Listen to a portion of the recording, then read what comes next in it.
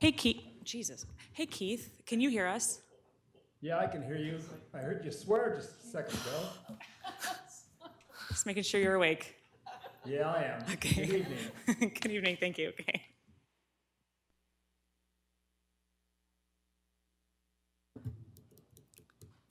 Recording in progress. Good evening, everybody. Welcome to tonight's Historic Preservation Commission meeting. We're going to call the meeting to order for this Monday, May 20th, 2024 meeting.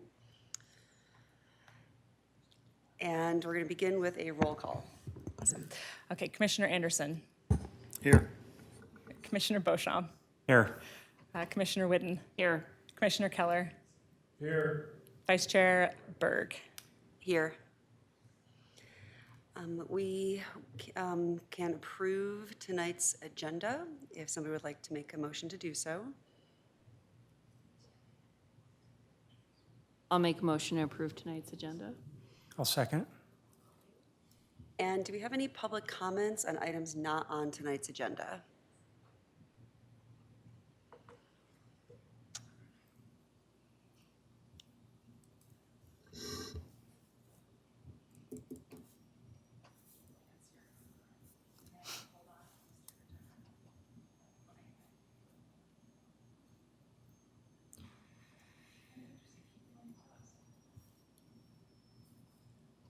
And can you please state your name and city of residence?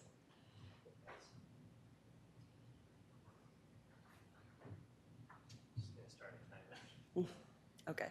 Andy Johnson, DAJ Design, here in Louisville. I wanted to do a quick follow-up since this wasn't an agenda item for 1, 2, 3, 4 chapter 6 that we talked about online last month. So just to remind you, this is the front of the house. Looking at it from the north side, then the south side. This is that stone kind of wainscot on the outside that wrapped just the front and pretty much stopped right at the northwest corner. We did a little digging away to help you see what was going on. And so this is an image of the interior inside the original home. So it's really, what we can tell is that it's the first front building was the original, and then we think that it actually went into a little bit of an L to the back.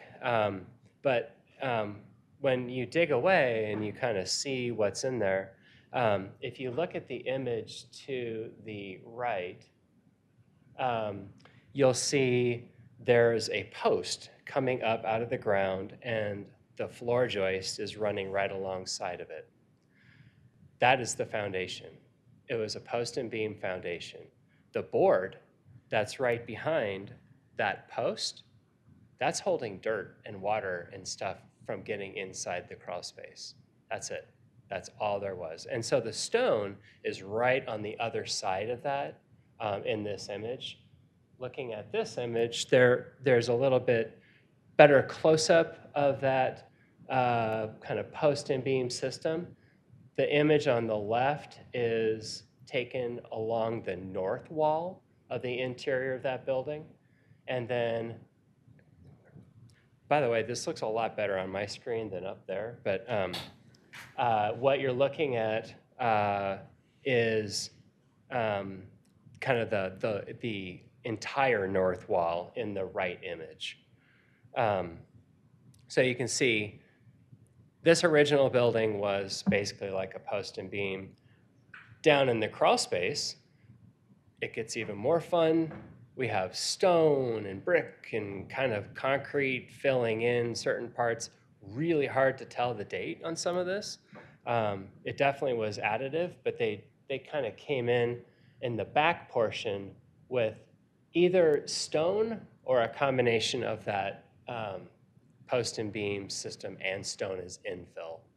This building would have been impossible to move, and it would have been nearly impossible to put a foundation under. So anyway, I wanted to give you that opportunity to see just how awesome it was. So I realize you're not able to ask any questions, but that's the end of my presentation. So thank you. Appreciate it. Thank you. Thank you. We have two public hearings this evening. The first is a request to find probable cause for a landmark designation to allow for funding of a historic structure assessment for 1440 Cannon Street. And staff will present information on that structure.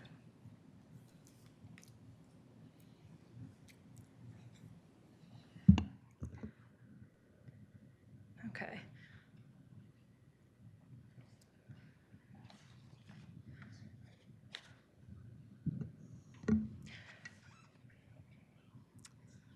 My screen sharing is paused. Okay. Try this again.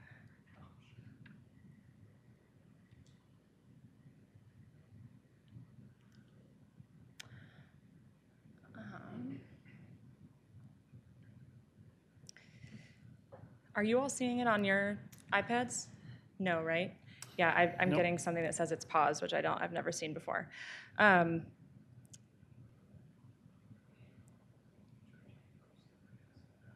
see if that helps. Okay.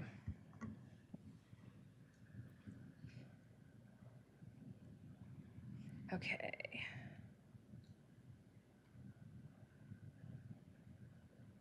Okay, still says that it's paused. So I'm gonna try to log out of this real quick and try to share again. And then if that doesn't work, I have a copy of the slides. We can do something else, but just give me one minute, sorry.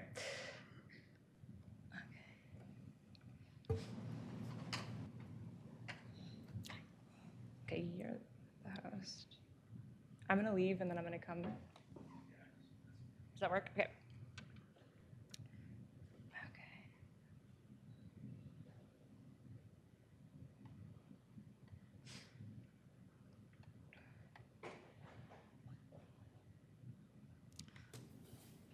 You said it worked for you. Okay.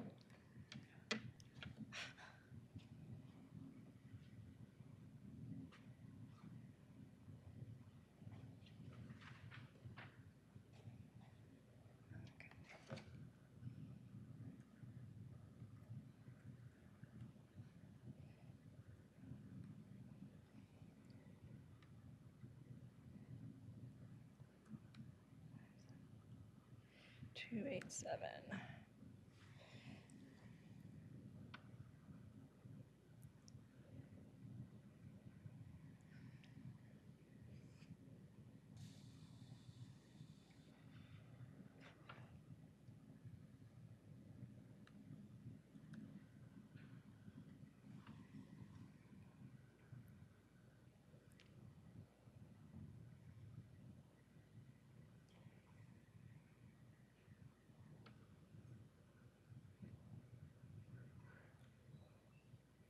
Okay, so that did not work.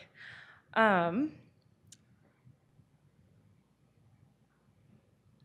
right. I think.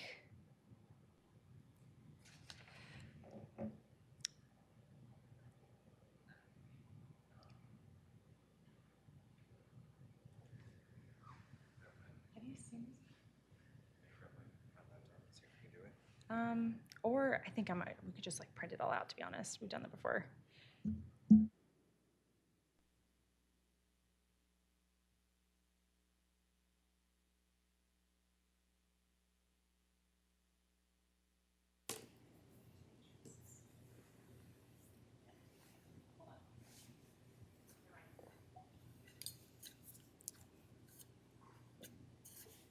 There we go. Perfect. It's a mystery. Okay. All right, thank you so much, Vice Chair, Commissioners. Okay. It's a probable cause hearing for 1440 Cannon Street. Just a brief reminder here that the probable cause hearings are how the commission assesses whether they want to issue a grant for an assessment. Up to $4,000 reimbursed for residential properties and $9,000 for commercial properties. They are reimbursements, but they're non-matching grants, and the criteria is basically the landmarking criteria. So for this one, we've got the conditions over time. Up top is the 1958 assessor's card image, and I know that's a little weird. It's usually 1948, but I did double check. It is actually the 1958 record, and so you can tell from there that the house itself hasn't really changed. It looks like that front picture window has probably been replaced. This is probably the original sighting, certainly the original form from at least the 1958 image. But this building was actually constructed in 1908. So of course, this isn't its original form. So it's about 116 years old. It shows the national style, which we're all very familiar with. One of the interesting things about this area, it's in Little Italy, and it does have that sort of shotgun national form. And so in a few cases, that's actually been an indication that the house was brought over from a mine. But in this case, it doesn't look like there's a history with that there. But anyway, when I first saw it, I was like, oh, this is most definitely from a local mine. But it doesn't look like that's the case. However, it certainly has a long social significance, 119 years of Italian and Italian-American ownership within the Little Italy neighborhood. And then there's actually a ton of interesting stuff on this property. It's really well documented, and there's saloons, there's gambling, there's coal mining, all sorts of really interesting things associated with this building. And so staff is recommending finding of probable cause, which would approve up to $4,000 toward the cost of that assessment. The applicants are here. They do not have a presentation, but they'd be welcome or happy to answer any questions. Thank you. Are there questions for staff? No. Thank you, staff, and thank you, everybody attending in person or potentially online for your patience. Do we have questions for the applicants? Maybe just one. The foundation looks extremely in great condition. Well, it looks updated, in fact. Is it a newer foundation by chance? Can you please just state your name and city of residence? Bob Musselwhite, Louisville. The foundation was replaced at some point. It's actually concrete blocks and slabs. When we bought the house about 14 years ago, we had a structural engineer look at the foundation. And at that point, he thought it was in pretty good shape and nothing really to worry about. So it's unlike a lot of the houses which just have rubble from that time period.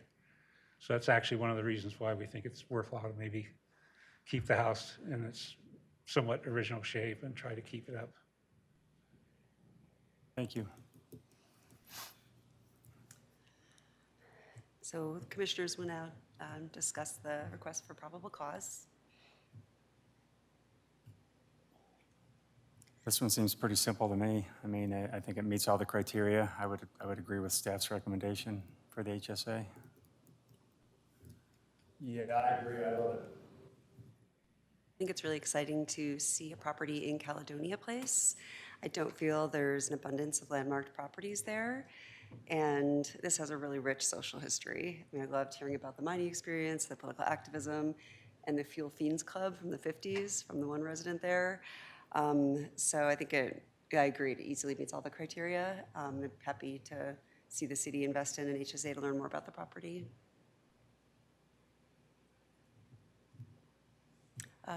So we can make a motion if someone would like to. I'll make a motion to approve the probable cause for 1440 Cannon Street. I'll second that. Commissioner Anderson? Yes. Commissioner Beauchamp? Yes. Commissioner Whidden? Yes. Commissioner Keller? Yes. Vice Chair Berg? Yes. The motion has been approved. Staff will be working with you on the next steps of the HSA, and we look forward to seeing that once it's completed. So thank you for looking into this program. We very much appreciate that. You're welcome.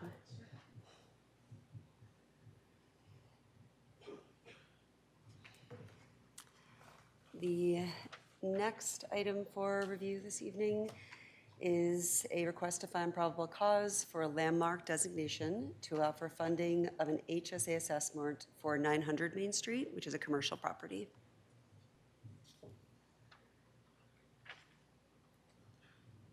Staff will do their presentation. Yeah, absolutely. So probable cause, 900 Main Street, just a block north of us, 2 blocks north of us. So this one's a pretty interesting structure. So the image on the left is from 1950 assessor's card. You can kind of see the footprint. Actually, you can really see it really well in the top right photo that still exists today. But there's been additions to the north and then also to the east. However, both of them are older than 50 years. I'd have to look up which is which, but I think the one on the north is the first one, and then the one on the east is the second. One is like 1953, the other is 1973, something in there. So certainly the footprint's changed, but it's been older than 50 years. As you can see, the siding is completely different. And in fact, the stucco is actually a pretty recent addition in the last few years. And then also the windows have changed on all sides. And then one thing just to note as well, this is described in your social history report, but this building is from the 1955. Clearly something's wrong there for the 1950 assessor's card and the 1955, so I have to double check those numbers. But it's from the middle of the century. But previous to this building, which was built as a post office, it was actually a gas station. It was a completely different building that was there before. So certainly this location has been part of Main Street for a longer period of time, but not with this particular building. So the age of the building is at least 50 years old. I can double check when I get off of here when it was actually built. But then the architectural significance, so this is what our commercial context calls a residential style commercial building, which is really interesting. It doesn't have a history, though, of being used as a residence like some of the other ones in town do. It seems like it was built as a post office in that form. As I noted, there have been some changes. The additions are older than 50 years. And then the social significance here is diverse. It's really interesting. There's a long commercial history, starting with the post office. It was also a clothing store. Parts of it have been a flower shop and offices, all sorts of retail. So it certainly has a pretty rich and continuous, up until today, history of downtown businesses. So staff recommends a finding of probable cause, which would approve up to $9,000, given that this is a commercial building, toward the cost of a historic structure assessment.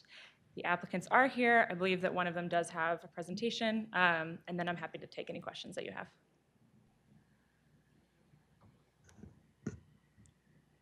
Questions for staff? No. I do have a question. So thank you for noting that the additions to the original structure to the north and the east are both within 50 years. Does the permit file show when the windows were first changed, especially on the west facing, and then the addition of the south facing window? Yeah, I think when I looked in the permit file, I didn't find really anything that talked about the windows or the siding. So I think that would be where the assessment comes in to know when those changes were made. And then for the HSA that we're considering, the staff report does list it as one, this is 900 Main Street, but then the north and east additions have separate addresses. All of those would be part of the HSA, just to clarify? Yep, exactly. Correct. Okay, thank you.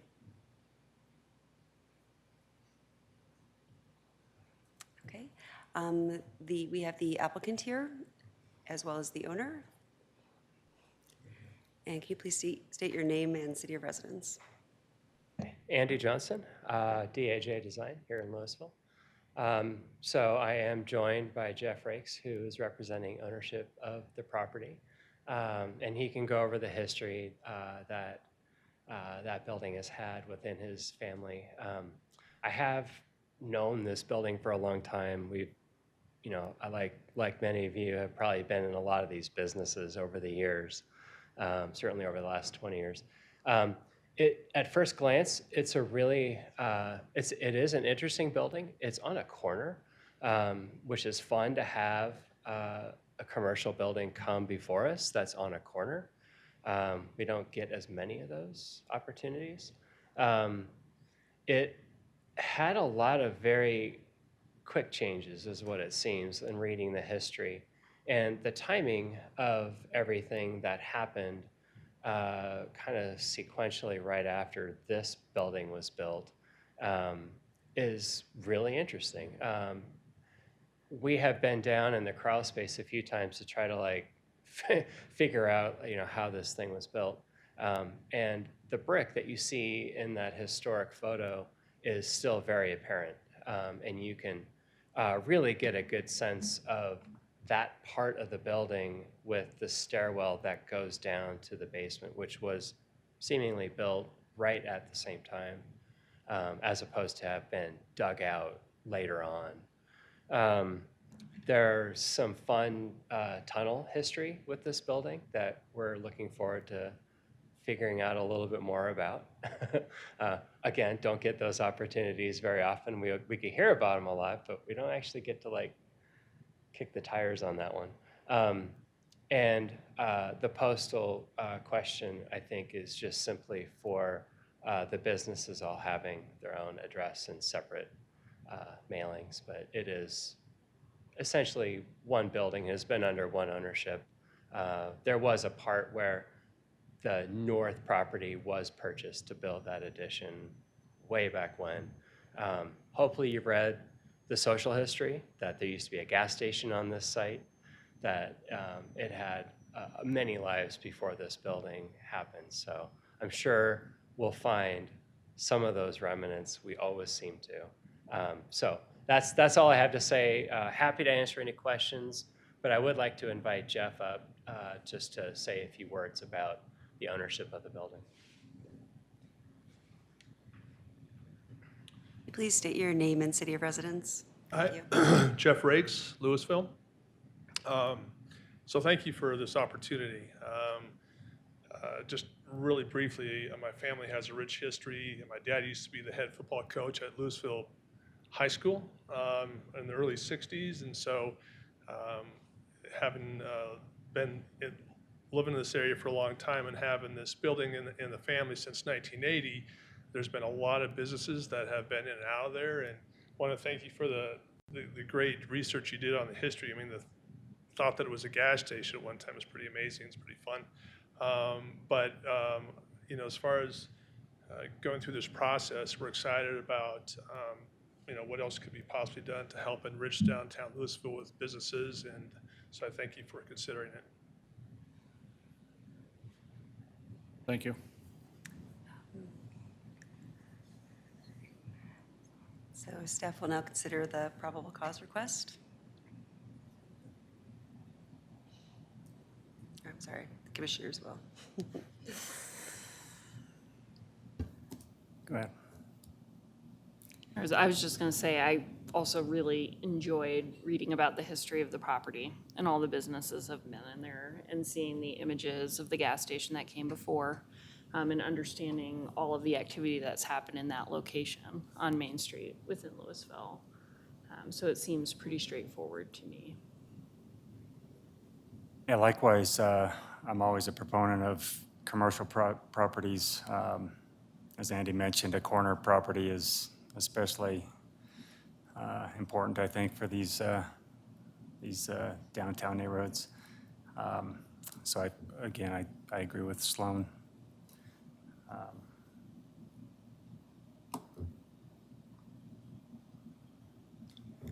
Maybe one question for the applicant do you anticipate trying to expose the brick and bring it back to the original exterior? So a few years ago, there was stucco. Short answer is at this point in time, no. There was stucco on the outside. A few years ago, we had it redone. And so it gave it a little bit of a facelift, as well as recent awnings as well. So, yeah. Okay.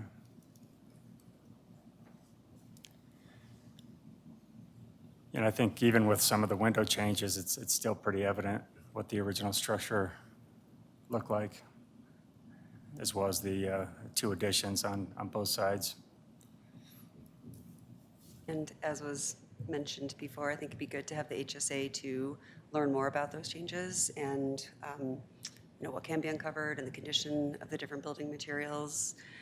I do think it meets our criteria, the social significance, the architectural significance, which is unique given that it's commercial, it looks residential, and some good physical integrity. So I think I did not know the history either, that it was a gas station and that the photographer, set up shop there and is well known for all the photos in original Louisville. And I wonder, just for our commission, if there might be some opportunity in the future for some sort of, plaque there, or even if the property is renovated, some designation of that. Everybody, I think locals know it's been in multiple businesses, but its origin story is pretty unique. So, but I would be in support of the commercial HSA, the probable cause.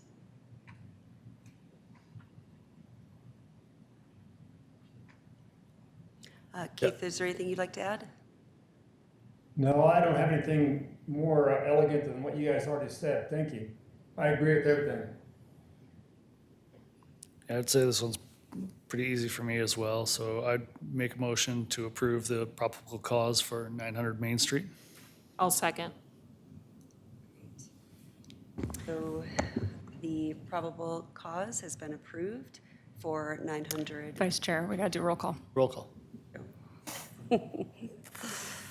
Commissioner Beauchamp, Yes. Commissioner Whitten, Yes. Commissioner Keller, Yes. Commissioner Anderson, Yes. Vice Chair Berg. Yes. The probable cause for 900 Main Street has been approved. Staff will be in contact with you for the next steps in that process. Thank you.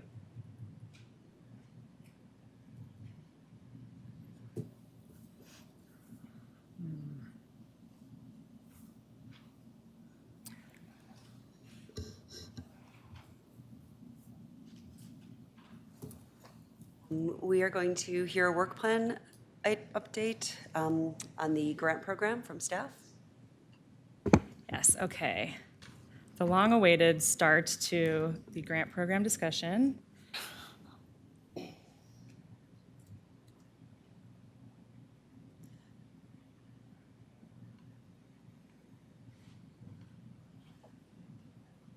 Okay, so to be totally honest, the way that I'm trying to set this up is that it's really open and that this is very beginning, and then I get some feedback from all of you about whether these directions are helpful, sort of confirming that we still want to go this route. And so this is a discussion direction formally, but it's pretty soft on the direction unless you really have something that direction you want to give me. But so checking in on your dais, there are the questions that were in the staff report. I've reordered them slightly, but that way you can take a look at them easily while I'm giving my presentation. And then just also before I start, some points for discussion that I think would be really helpful for us to talk about tonight in greater detail than we have before at the retreat. First of all, talking seriously about prioritizing commercial properties, to what extent. Those are pretty big numbers, right, as you saw. And so talking a little bit more seriously about whether that's of interest and what that might look like. I'd also like to check in that there's continued interest in the carve-out for restoration and structural grant options, separate from the sort of traditional or sort of whatever the standard path. Talking a little bit about the interest in allowing existing landmarks greater access to the grant program, and then also just what methods would be helpful for you all to see, for me to present like an estimate of the number of landmarks that might be upcoming. So I'm gonna do a little background. All of these tables were in your packet, but just to kind of get us on the same page. So I looked a little bit into slightly greater depth into revenue for the fund versus the expenditures.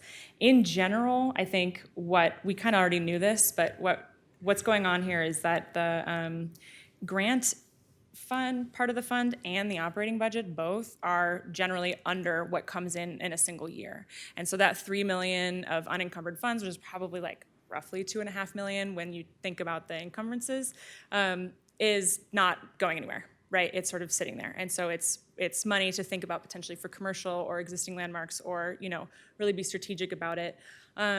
Because, and so it's really tiny up here on the screen, sorry, but in your packet, you'd see that it's, for the last several years, it's been just under $1 million coming in from the sales tax. The other thing to note here is that, so the sales tax has that 10-year horizon, right? So it'll be up in 2028.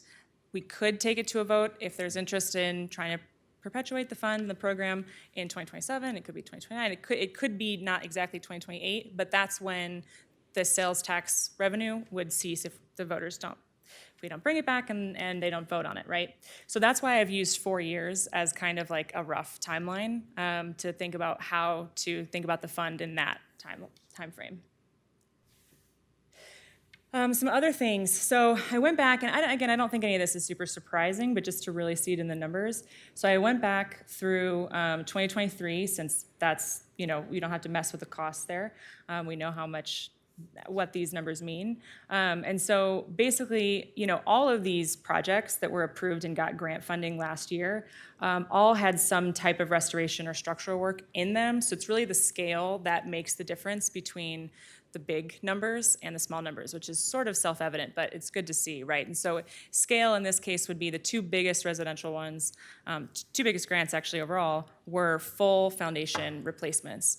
And so, for example, there was at least one that was like one corner of there's like a sister wall put in one corner of the one of the residential projects, and that actually came under the maximum 40,000 grant request. So again, it's really these huge, large scale, completely redoing the homes, taking them down to the studs and building them back up that really kind of cost those high numbers.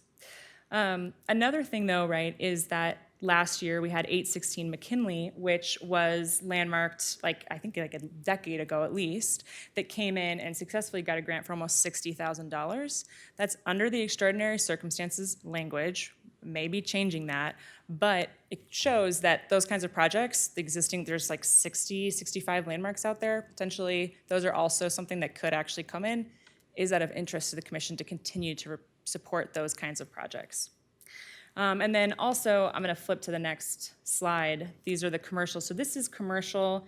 It's not every single commercial one that's been approved, but I think it's missing like one or two. And all of them are greater than the current $150,000 max. So I think at the minimum, $150,000 is probably not enough, right? But, you know, and I mean, enough, I guess. That's, again, if you want to support the commercial projects. But I thought that was actually sort of interesting. I was expecting there to be a change over time, that previous to 2019, we would have seen things that were a little more comparable to that amount. But with the changes in inflation and costs over time, it's really, they're all pretty expensive, even regardless of some of those recent cost changes. And then the last thing is, so we talked about this a little bit at the retreat, was sort of trying to get a number of landmarks that the commission might be interested in targeting. So not just the actual landmarks themselves, but also, you know, how many landmarks over the next several years are we talking about, just to kind of try to help us with the numbers. So I did what I said I would. I went back and I tried to use the existing context for Old Town, noticed, of course, that those are only for Old Town, so we needed to branch out a little bit more, and came up with about 72 landmarks that might be of interest, strictly really from an architectural representation standpoint. I think that's pretty limited. I described why I thought so in the staff report. So there are other options that might be helpful, coming up with like a round number. We want to make it to 75 landmarks, or focusing on large-scale commercial projects could be options. If we wanted to just use sort of a hands-off approach, like I don't want to say not proactive, but the way that things have been done for the past few years, that would give us about 4 landmarks a year. That's basically what's been happening, other than 2020. 2020 was a wild year. There were 9 landmarks. I don't know what was going on. Okay, and then, sorry, one more slide summarizing the report. So I did a little bit of digging to try to understand how much, like if the HPC wanted to have a carve out for restoration, like full restoration projects, full structural projects, what would those numbers look like? And so this is kind of my best estimate, just pulling out those specific project line items. And so I think in general, right, like the idea behind this is that these separate grant types could incentivize more restoration. So the commission has previously wanted to see full restoration projects when people have come in with sort of partial restoration projects. Awarding more money for those is one way to potentially incentivize that. I know also we regularly have very robust conversations about what extraordinary circumstances means. And so this could be a way of maybe sidestepping a little bit of those conversations as well.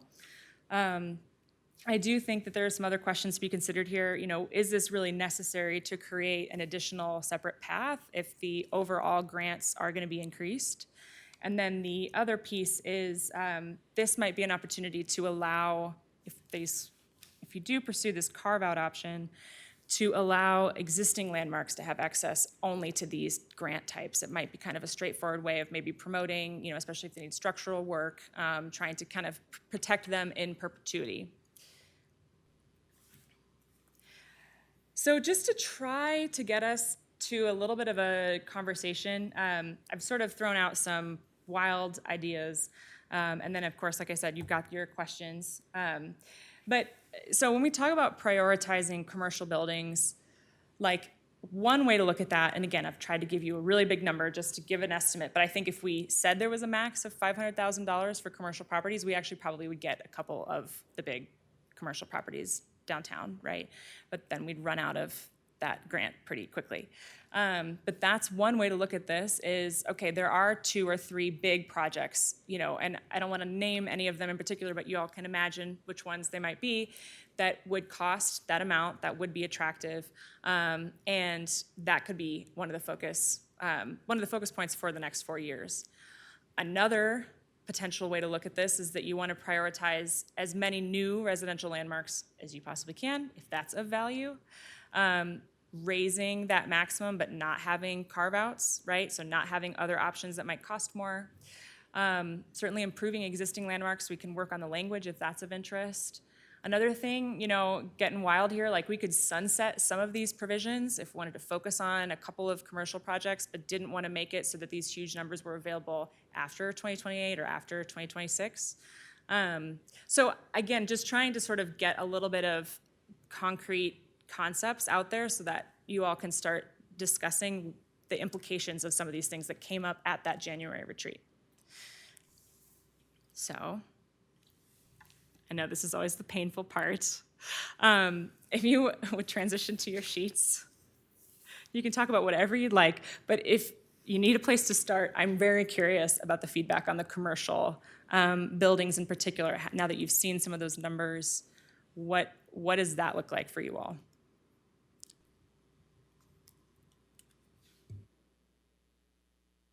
I could definitely see increasing the grant for commercial projects to incentivize them. 500,000 seems quite a bit to me. And I could see our pot going down pretty quick. But I could be on board for increasing those grants. What I saw, and correct me if I'm wrong, is most of them were under 200,000, but north of 150. Is that right? There was one big one, right? Well, there's one big one, but the Right. rest of them, so maybe increasing it, but not 500,000, increasing it so that it encompasses what we would anticipate like a typical cost actually being.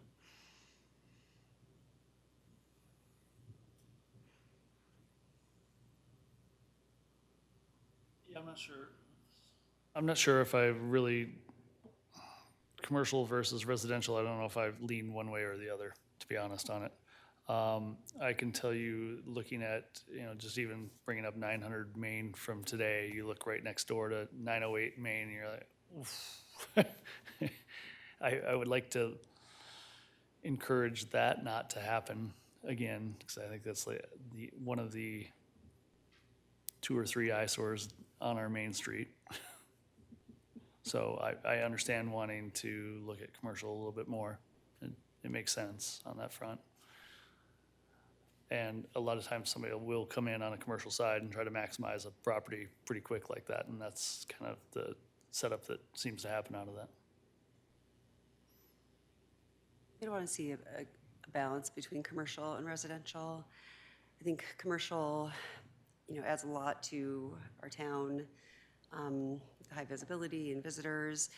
So I want to see it prioritized. I think because the money could go quite quickly, there somehow, we should just give thought to like a cap there. And, what are really the priorities for a property to get the funds, and what is the cap on the funds for that? Because I think the other two are good priorities as well.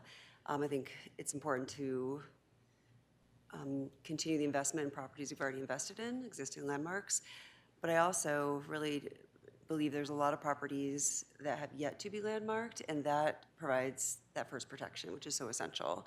So I wouldn't want to divert funds too much to commercial and shoring up existing landmarks and not have money, left for things that would protect a good deal of residential properties.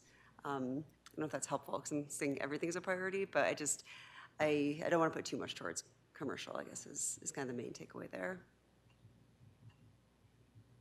We did run into a case recently where the applicant withdrew. Is that correct? Because the funds were not enough?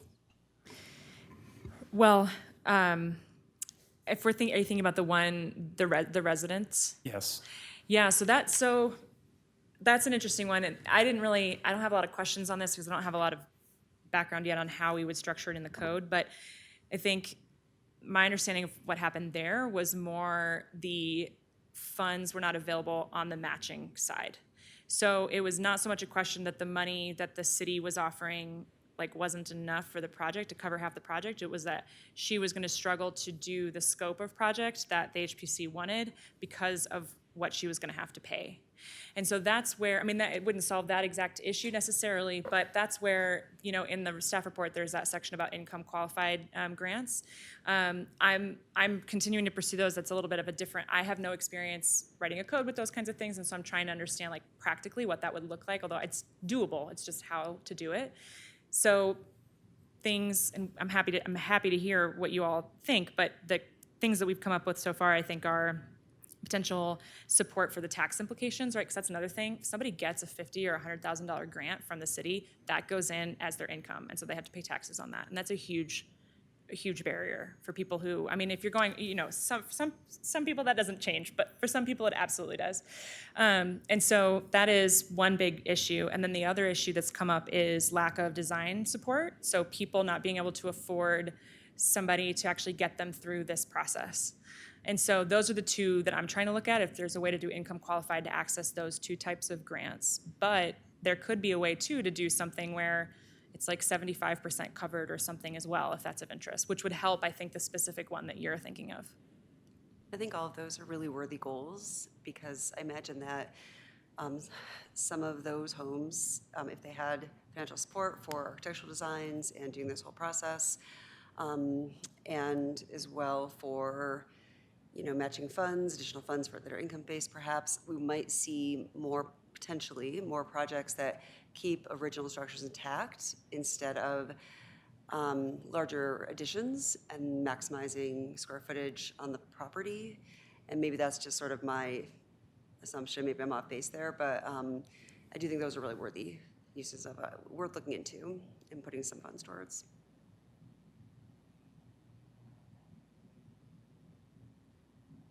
I just want to check that's of interest to everybody, right? Okay. I would probably do it anyway, but I just want to make sure. And Keith, please feel free to jump in anytime. Yeah, thank you. I just want to say, first off, Amelia, thank you for putting this together for us. I think it's very helpful having these numbers and kind of a rule of thumb on how much it costs for residential and commercial. I'd like to see a balance of both commercial and residential, like Chrissy said, and also raise the max. So I would agree with all those. Thank you.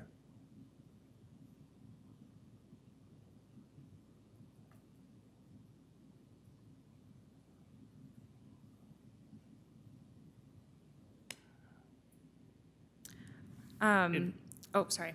I was just going to say, it'd be interesting to see what the inflation numbers and everything were from 2019 to today, and just see what that equates to, just to even have a launch point. Yeah, so I did something totally terrible in the staff report, and when I just used like the consumer price index inflation, which is nonsense for this context. But it does give you some idea. I mean, that's where I got the concept that it's 150,000. Everything is over $150,000 if you use it in today's dollars, right? But yeah, I mean, there's totally a better way to do that I can come back with like a 5% every year kind of approach to give you more real numbers. But in the heat of the moment, I just threw that one in there. I mean, that, for me, if I'm just looking at stuff, that'd be a baseline to start with, and then adjust from there if we felt like it still wasn't meeting what we thought it would meet. And again, there's others on the board that have been around longer, so I would lean on there.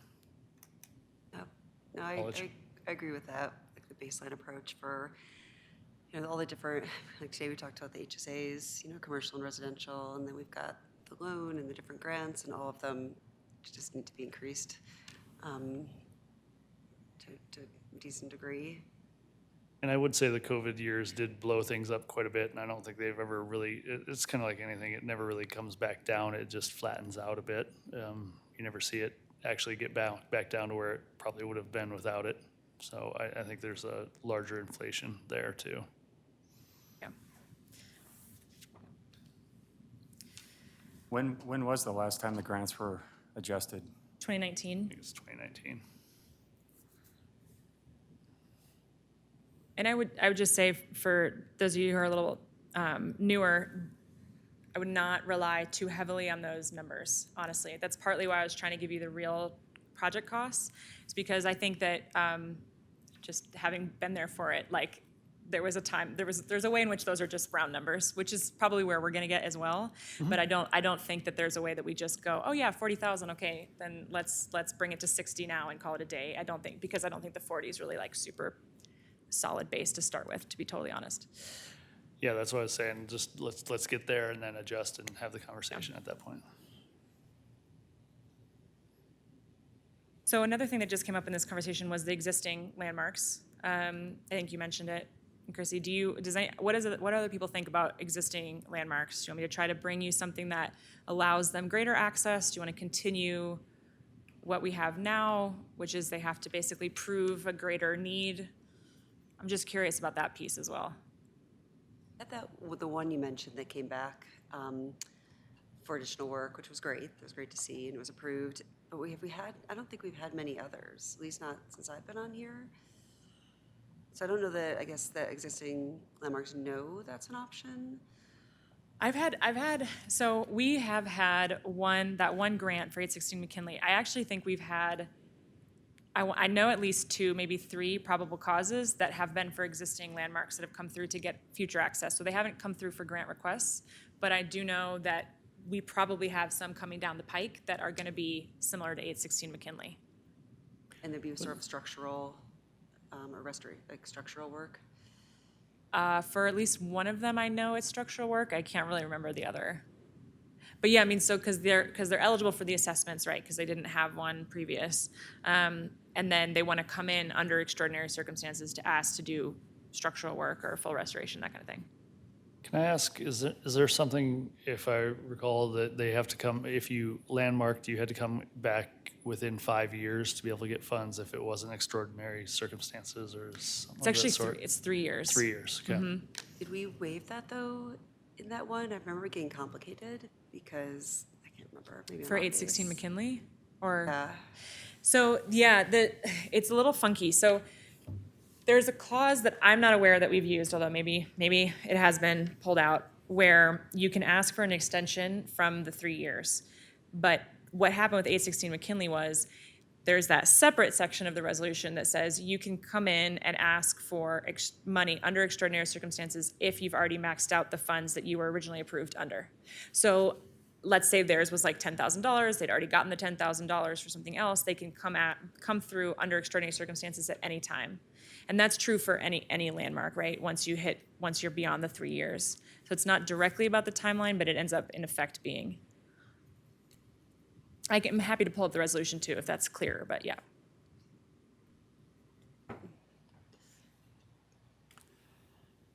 Seems like the original question stands of how do we feel about continuing and increasing the grant for those properties.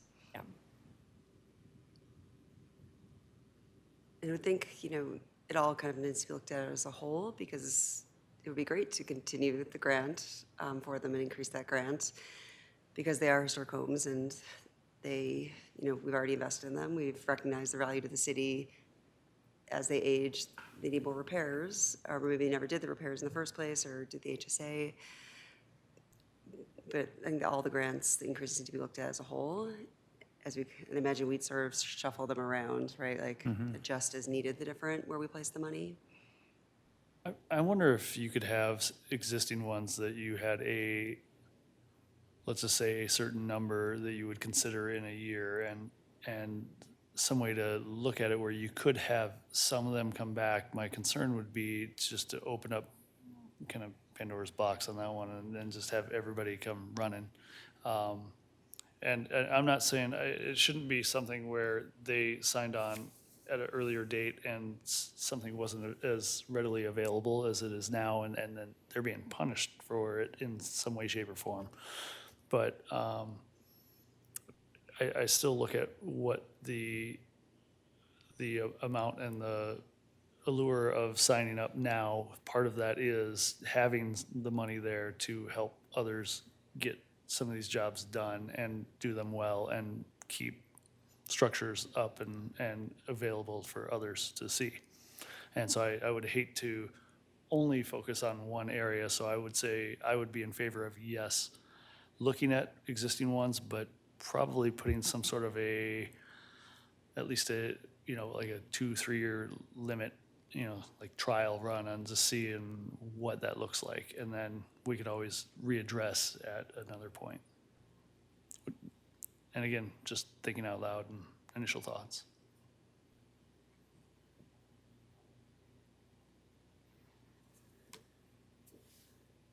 Any contrary opinions? Seems like a general. Okay. That's actually great direction for me. I'm happy to draft a couple of things that are basically trying to allow it and then trying to figure out some options. I mean, there's lots of ways we could go with that, right? We could talk about certain types of grants. I think this idea of like 2 per year or what have you, I can sketch some of those different things out, what the implications would be. Could be if you're at least 10 years old. I mean, the program's old enough now that we do have pretty old landmarks, some of which like I wish would come in for a grant, to be honest, when you're walking by them on the street. Yeah. There's like got the landmark plaque and then they don't look great. So yeah, okay, it's helpful. And other items and just jumping back to the commercial side for a second, if there was again, we've talked about, do we have, I guess properties that we are more interested in than others? Could there be a higher percentage that's associated with target properties, a little bit on the commercial side especially? Just looking at items, ones that just are super, they're all rich in their history, but there's probably certain ones that would be, on a higher pedestal, I guess. And I could be wrong. Just don't know how you could approve one for a certain amount, or I don't know how that would work. Yeah, and it's fair enough. We could ever do outreach to some, residential especially, right, that are either existing and, like you said, need some shoring up and maybe don't realize or would be incentivized to do that, or outreach to existing homes that are not landmarked, or even commercial, right? So I think it's still an appealing idea to me to try to get some structures in here that we have our eyes on.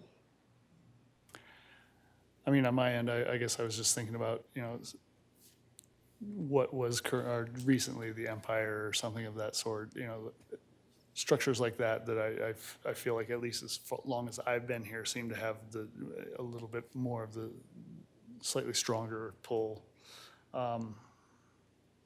Another item I have a question about is just anything that has construction that's going on that we have put funds up for. Is there any way to, like I work for a construction company and we'll put a sign up in the front yard and at least advertise part of that, that there's something going on. There could be an informational one that goes with if you receive funds from us that you could understand that is available and get yourself out there a little bit more on some other front. That's a work plan subcommittee. I think Gary and Linda or Gary and somebody might be on it. So check your work plan for your assignments. Yeah. I think, was theirs more for like the DHA design on Main Street here? I forgot. The one that used to do the Waterloo. That one like has the signage, right? It's not up right now, I don't think, but it was, and that was great. So I thought that Linda, that the committee they're on is was more commercial oriented, but were you also mentioning for like residential as well? Yeah. Yeah, yeah. There's a lot of people who walk, I think it'd be a great 100%. idea to do for residential. There's a lot of people who just walk around our downtown, all the amazing residential streets, and if they saw builders' signs that also said, promote our program, that could be really, really incentivizing. I think, I mean, that being proactive about outreach and educating people about what programs are available has come up a bunch since I've started. And I mean, maybe it would be too crass, but it would be interesting if we could put like how much money the city has contributed towards projects out there in a way for people to see. Because I think people would be surprised. I don't think they have any idea, that this is going on. Yeah, I'm happy. I think those are all great things for the subcommittee to look at. I think they are going to look at commercial and residential because 1040 Front was one of them, and I've gotten questions about that. I mean, that's a corner. It's huge. People are definitely interested. So I think that makes sense. I think the money thing could go either way. Like some people could be incentivized, and some people could be very mad. Right. So, but yeah, I think that's a great outreach concept. I do want to ask, because I'm personally curious, I've sort of wondered if there's a way on the commercial side, because I think the numbers are very different, right? The numbers of commercial buildings this is how I think of it. There are fewer commercial buildings, but if you lost a few of these commercial buildings, everybody in town would know, right? There would be a pretty big impact. I mean, the Empire, we can talk about the Empire because it actually is landmarked, right? So if it weren't landmarked and that sign came down, I think that would be a loss to the city, right? In many different ways. And so I think the commercial hits a little different, and because of the Main Street, and Front Street, of course, but the main downtown area. But at the same time, it's fewer numbers, right? And so I don't know if there's a way to create a targeted list. I don't know if that's something that we'd want to do, that we put into the code. I'm not really sure. I can look into that. I do think there's going to be, fairness issues. We'd probably have to come up with this whole separate set of criteria, right? We couldn't just use the landmark criteria. It'd have to be like the super landmark criteria or something, right? But I can explore that a little bit just to see what those numbers would look like, because I do think there are a couple that are left downtown that are not landmarked and that could go down at any minute, right? So to speak. I'm overemphasizing it. 6 months plus 1 minute is how it would go. Okay, so other things. Okay, we talked about existing landmarks, structural and restoration. I guess we hadn't seen those numbers before, what those projects cost. Is there anything that comes up that you want me to know or that you want me to look at or more information or anything on that specific path? I think this was really helpful, Amelia, and really thorough, so thank you for doing this. I don't think I've seen numbers like these before. So just looking at your questions, I don't know if we skipped through this or I missed it, but do we want options for separate grants for structural and restoration? I don't have an answer other than I think that's worth considering, because when you do look at those numbers, those are big numbers for that work, for commercial and residential.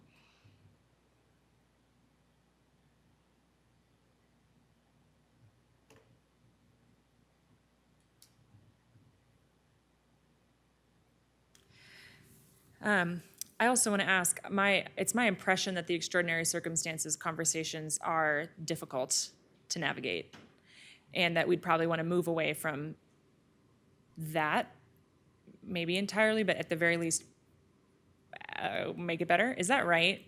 Or do you all feel like those are functional, that's functional language? I think it's difficult. I don't know if we can just get away from it. I don't know there's a better way to evaluate.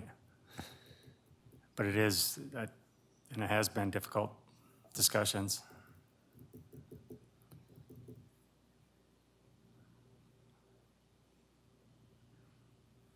I think they're difficult too because it's the lack of clarity of how to proceed with those in the kind of sense that we're somewhat reinterpreting the code on the fly, and then sort of equity comes up, considerations of equity and use of funds. So I think, it'd be very beneficial to make things clearer and more straightforward. And would take a lot of kind of thought by our commission how to do that.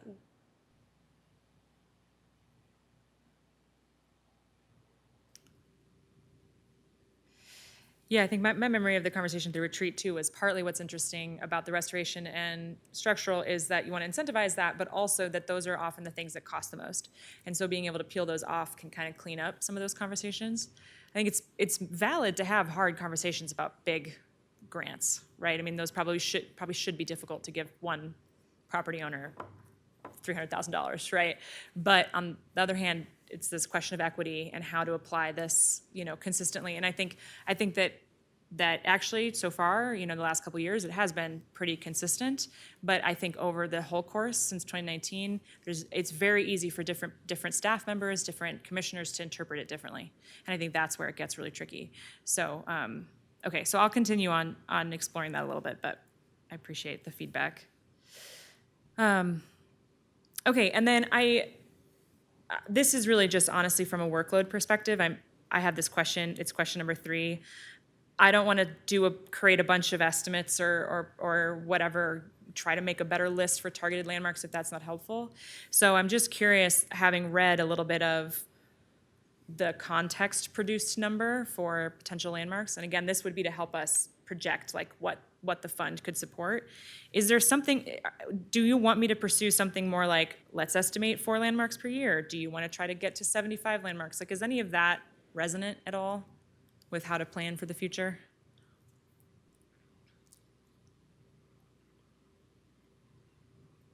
I think it would be helpful to target a number specifically, both commercially and residentially. 72, I don't know, is for a year. I think that's very reasonable. A couple commercial projects a year.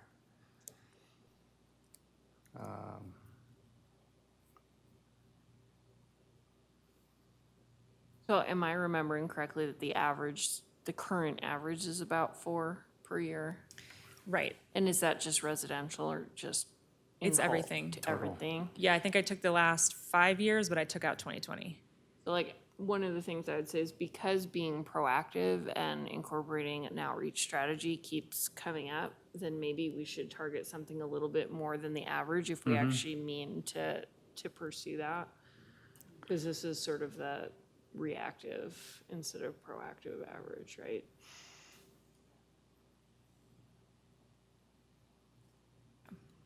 Yeah, I think you're right as far as if we weren't trying to push or interested in pushing another lever, that'd be the way to go. But if you are trying to activate the other lever, it would be more.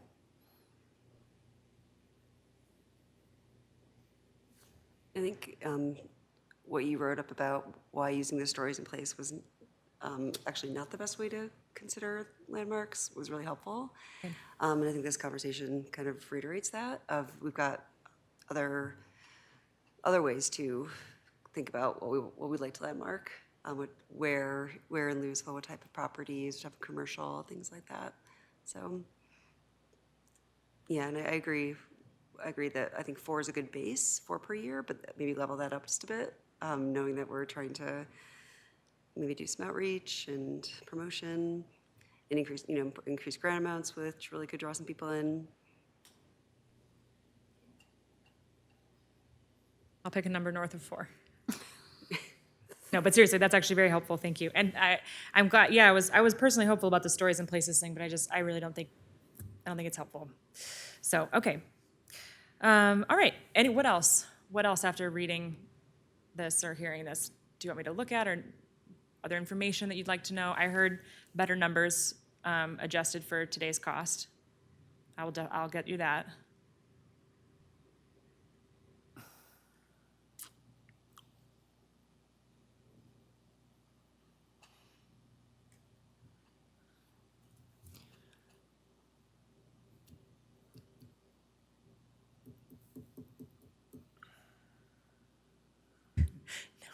Okay. I think you'll be doing it. Got plenty to do, so. Yeah. Cool. All right. That's all I had on that one. I just had a question of, this has been, thank you for preparing all this. This has been a really valuable discussion. Where will this go next? Because there are some commissioners absent who might want an opportunity to participate in this discussion. Yeah. Right. So I think with that in mind in particular, I probably will, I don't know, but maybe we'll do another discussion direction, but with actually some draft language to work with might be helpful.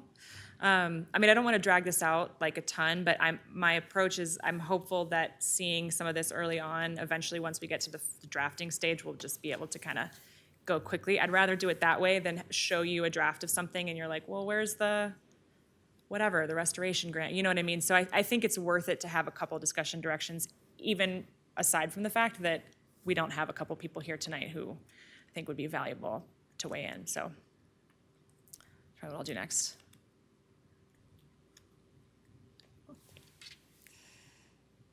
Okay, so we'll move on to items from staff. Yeah, okay, so I'm gonna share my screen again because I have adorable pictures from the event on Monday. So I'm gonna belabor this. Okay, so just some general updates. Alteration certificates, we had 612 Jefferson has had like 3 alterations since it was originally approved for all sorts of interesting demo discovery things. So anyway, that was approved. It's sort of interesting actually. Basically, they had done sort of like a very sort of a small demo of the existing siding on the rear of the building, and they had based their whole alteration certificate request off of that one piece. But then when they actually pulled all of the siding off, the piece that they had happened to pull was a patch job, and all the other elevations were a totally different type of siding. So based on that, that's why they made the request. So anyway, I think this one eventually maybe can ask Andy to come back and give us like the soup to nuts version of what ended up happening, because this is a big residential project. They got a lot of money, and it's been totally an ongoing changing process. So it's kind of interesting to see. Anyway, that one was approved at subcommittee.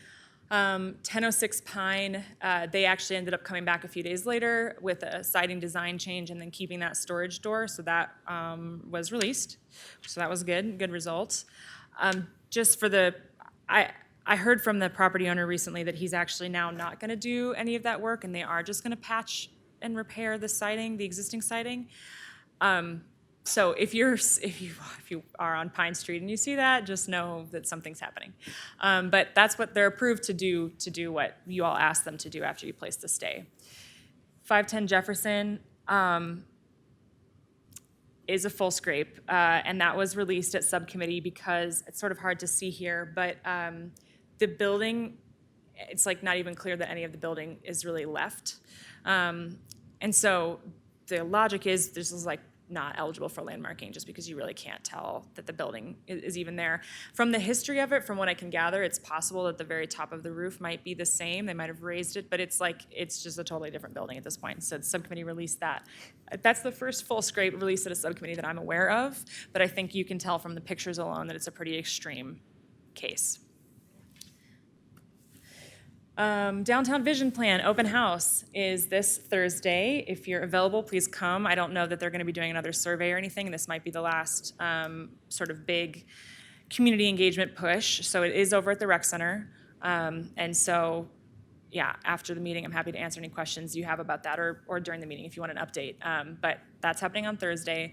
Next regular meeting is in June. And then these are our adorable pictures. I think these are both from Linda. I know Josh also sent me some too. So we're also going to be posting. I'm not going to be doing it, thank God. Somebody else is going to be posting these on social media as well because they're so cute because the sun was so beautiful. It was adorable. And also, we had like 25, 30 people come, which was really cool for one of our events. So it was really exciting. Can I still send you some photos? Yes, please. Okay. Yeah, anybody else who has any photos, please send. But yeah, especially because I do eventually want to give them to the property owners. And so I think you have a couple of them that nobody else has. Cool. Okay.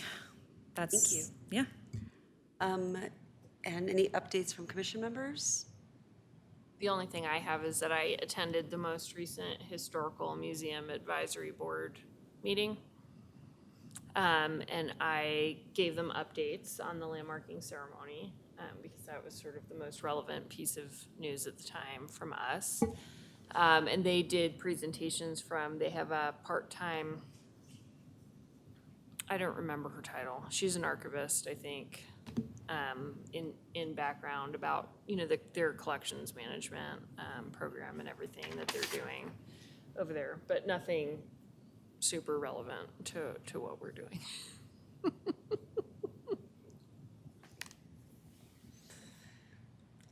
Any other updates, commissioners? No? I'd make a motion to adjourn. I'll second.